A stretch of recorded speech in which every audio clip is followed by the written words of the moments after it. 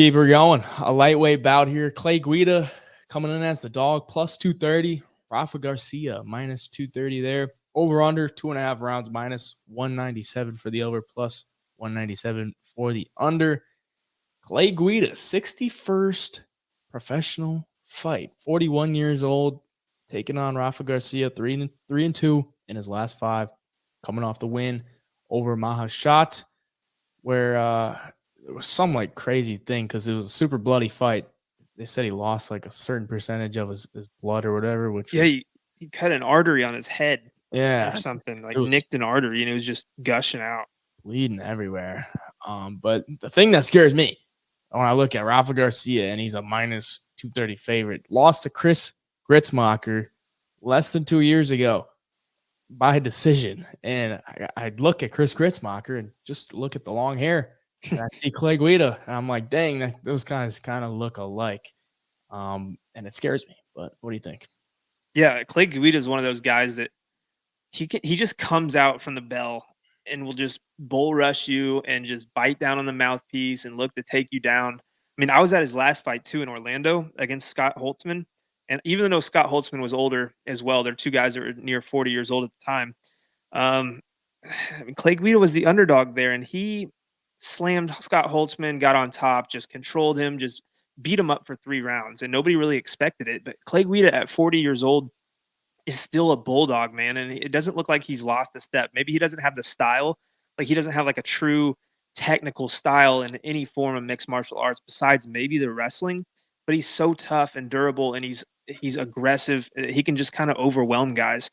And that's what I fear here with Rafa Garcia. But and Garcia, the one thing that stuck out to me when kind of breaking down this fight is that Clay Guida has been submitted 9 times, and Garcia has, I believe, probably 7 or 8 submissions on his record professionally, and one over Jesse Ronson here in the last year. So, man, if Clay Guida has to shoot takedowns and leaves his neck open, or takes this thing to the ground, Garcia is super live for a submission. So I'm going to be watching that prop.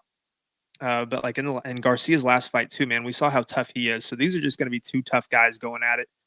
I think a brawl kind of favors Clay Guida here, but if it goes to the ground, I think Garcia might, being the younger guy, I think he's going to maybe have more tools and more technical capabilities to maybe find that submission. But this one could get fun too. This could be another fight that everyone's out of their seat watching at the end.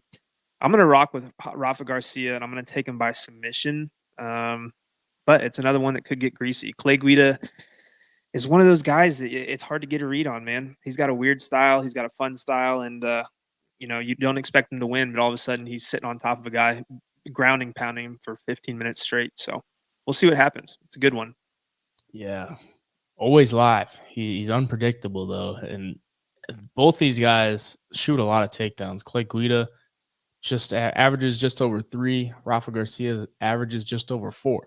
So when you look at that, 2 guys that shoot a lot of takedowns, sometimes they just stand and trade.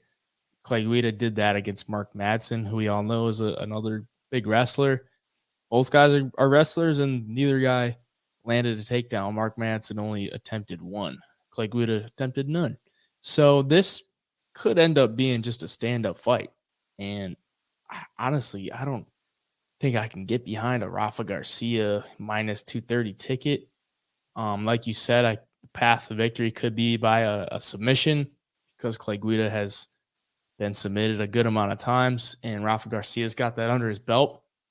But I could see this just being a dogfight, and Clay Guida fighting in a certain area where he's from, I think he could probably go and put on a good performance for his home crowd. So I'm going to lean Clay Guida in this one. But at 41 years old, like, how confident could you really be in it? It's more just like a value play. I mean, he's like plus 230. I think that's just too much. So we'll see. I probably won't get too invested in the fight just because it's so greasy and unpredictable. But maybe worth taking a look at the dog in Clay Guida in that one.